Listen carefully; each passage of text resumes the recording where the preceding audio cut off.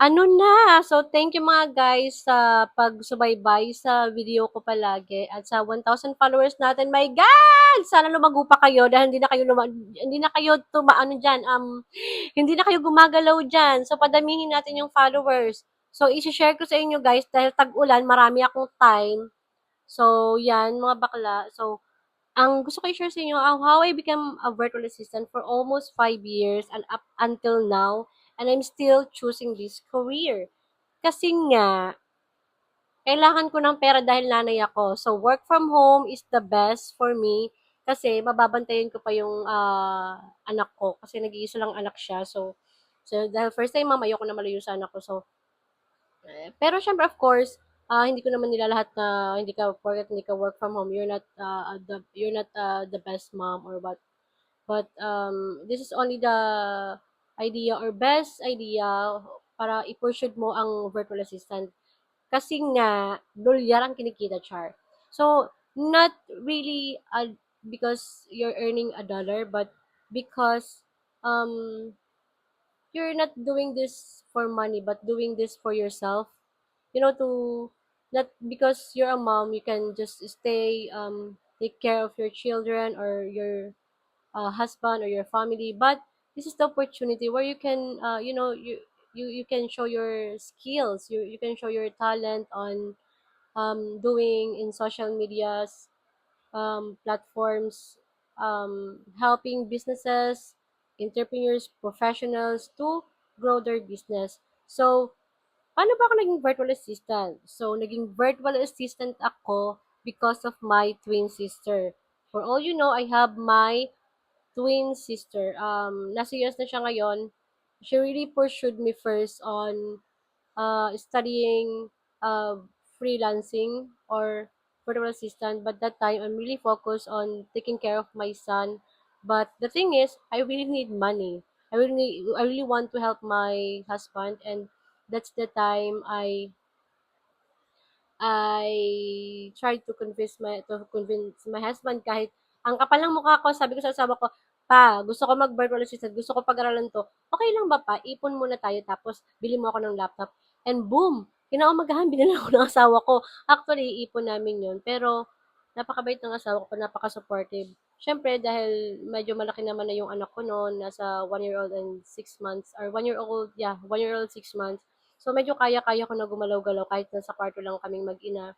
So, thankful ako sa asawa ko kasi very supportive siya. So, yung foundations ng um, support ng family, yun yung parang hindi mo kayang bitawan kasi malaking bagay para sa yun. Kasi lalo na nagbi-build up ka pa lang ng small world mo sa opportunity na nakita mo na feeling mo parang ito na yun, parang ito na yung opportunity para sa akin as a mom na dito lang sa bahay pero kikita ako. So, on that time, nag-study ako ng virtual assistant. Actually, puro lang ako nood sa YouTube, nagtitingin ako ng mga vlogger ng mga virtual assistant din. Pero, ano ba yung virtual assistant? Di ba, yung virtual assistant kasi, hindi kasi basta ba siya lang, pag sinabi mong virtual assistant, is a virtual assistant parang admin task. There's a lot of there's a different kind of being a virtual assistant. There's a general virtual assistant, administrative assistant, social media manager VA, and ads assistant VA, and ano pa, so on and so forth. So, napakadaming klase ng virtual assistant. At isa na yung lead generation specialist. So, I search if are the in demands of what are the skills or niche na in demand sa when it comes on social media. Kung mag-target ka ng mga clients, international. So, nag-study ako and that's the time I choose how to become a virtual assistant and pinag-aralan ko talaga siya. Actually, yung una kong kunwari 'no, nakapag-ano na ako, sabihin natin nakapag-study na ako ng lead generations, nag-attend ako ng mga seminars, mga free seminar, mga webinars, free workshops, tapos, nag-attend na rin ako ng mga parang training pero hindi naman totally talaga. Pero magkakaroon ka ng idea kung paano kami lead generations and that's very helpful for me. And pero mas more on ako sa YouTube kasi matiyaga talaga ako manood lalo na kapag tulog yung anak ko. So gawin niyo rin 'to mga mommy. Actually, it's not really hard for you to learn. Your willingness is the key. Kasi kung may willingness. So, pag may willingness ka na to pursue kung ano talaga yung, kasi alam mo, ewan ko, no, I am the person's, pag meron gusto na goal or ma-achieve mo, ginagawa ko talaga lahat ng paraan para magawa yon. Kahit siguro magbulan-balanting ako ng maghapon diyan, okey lang basta magawa ko yon. Hindi ako takot sa rejections. Ang takot ako yung andiyan yung opportunity pero kung hindi ko pa rin triny, which is alam ko naman sa sarili ko na I can do that, I can do it, na kaya ko siyang gawin. That's really the multo na na kinakatakutan ko. So, I am so happy na ah, ginawa ko siya. So, yung mga yung mga parang frustrations ko na, "Oh my God, baka hindi ko 'to kaya." Pero kinaya ko, my God, mga day, I'm not really a techie person, pero dahil dutot lang ako ng dutot ng social media, puwede palang pagkakakitaan. So, why not to try, right? So, ang ginawa ko no'n as a virtual assistant, bago pa lang ako no'n, virtual assistant. So, hindi ko pa talaga alam pinaka-goal ko talaga no'n kung ano ba talaga ako o hampas lupa lang ba ako na virtual assistant. Pero, ang ginawa ko, um, nag-apply-apply muna ako sa mga group, sumasali-sali ako sa mga, yun yung mga newly VA pa lang. So, kahit naman sa gano'n-gano'n lang, nakakakuha talaga ako kahit papaano ng mga friends na nire-refer na rin ako kahit papaano. Tapos nagbi-build up rin ako ng portfolio ko, nagbi-build up ako ng resume ko. So, so on and so forth, to make story short, mga day, nag-focus ako kung ano talaga yon, na pinaka pwede kong magamit talaga na parang easy for me na ma-apply ko talaga siya as na gusto ko. So, lead generations VA ang pinili ko talaga. So, pinag-aralan ko talaga ang how to become a lead generations virtual assistant. Kasi there's types of lead generations. There's non-voice and voice. So, yun yung non-voice, yun yung mga parang admin task siya na parang walang calls or any ano. Pero may calls din naman. Pero ano lang naman yun, sa client mo lang naman and you. Pero pag may voice naman, yun yung B2B, yun yung magtatawag ka sa mga clients. So, yun yung mga medyo hassle for me kasi hindi ko talaga pwede siya gawin kasi one, I have my son, so I cannot do that. So, I choose to have a non-voice lead generations and that's really, really helpful for me.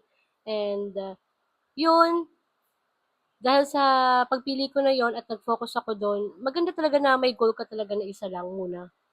One step at a time nga naman. So, that time, nag-focus ako sa lead generations and my first client is from UK. So, that time, yung UK na yon na client ko, dalawa sila at sobrang gwapo nila, ang popogi. Tsaka mga bata pa sila. So, pero, that time, awang-awa sila sa akin dahil nanay nga ako, tapos ano pa ako, di ba? Mukha akong bata kasi nga, sila nga mukhang matanda dahil nga para silang mga Arabic persons. Pero, thankful ako sa dalawang yung Sir Fahad at si Sir Monks. Their business is advertising na UGC. So, super thankful ako sa dalawang yon at nagkaroon talaga ako ng maraming skills. At yung mga skills na per task na pinapagawa nila sa akin na first time, nilalagay ko talaga sa resume ko yun. That's the secret. Kung ano yung mga tinuturo sa akin ng client ko na bago pa lang for me na skills din to kasi pwede mo itong ma-offer sa iba, inilalagay ko yan at itinitake notes ko yan sa notes ko. So, it's really helpful na mag-build ka ng resume tapos meron ka ng mga skills na nalalaman through your client. So, that's a tip kung para magkaroon ka rin naman ng or magkaroon sa'yo ng interest yung client na gusto mo. So, yon. Tapos second client ko is they're from Canada. This is referral. So, um, alam mo nyo guys, ito yung pinaka-premium client ko na nagtagal talaga ako. It took me 3 years to ay mali. Mali na naman yung English ko. Hindi. 3 years pala ako na nag-work sa kanila as a virtual assistant. Ako naging admin ako nila. So, lead generation din, may lead generation din, pero may mga admin, may mga ibang task. So, thankful ako dito kasi, alam nyo, because of me, because of us, the Longboard Assistant of Filipina, they became number one fitness coach in British Columbia. So, ayun eh, oo, ano sila, super thankful sila sa amin kasi nagawa namin na maging number one sila sa fitness coach sa British Columbia and that's really, really na nagyaman sila. Joke.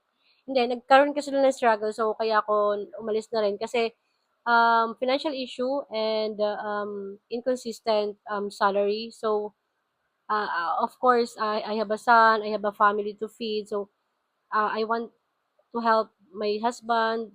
Um, so, ginawa ko, so umalis na lang ako. Alam mo yung kapag if you're not happy, then go. 'Di ba? Kaya, kasi napatunayan ko naman in 3 years na as a VA nila, na ang dami ko na rin naitulong, ang dami ko na rin na bigay sa kanila ng clients na even out sa British Columbia. So, yun. Tapos third client ko, my God, this is really, ano na, blessing talaga sa akin, si Malika. Actually, she's my fourth. I will not consider the third one because it's only 6 months I worked for that lady, but Malika, really, Malika is my premium client, and she's really good coach.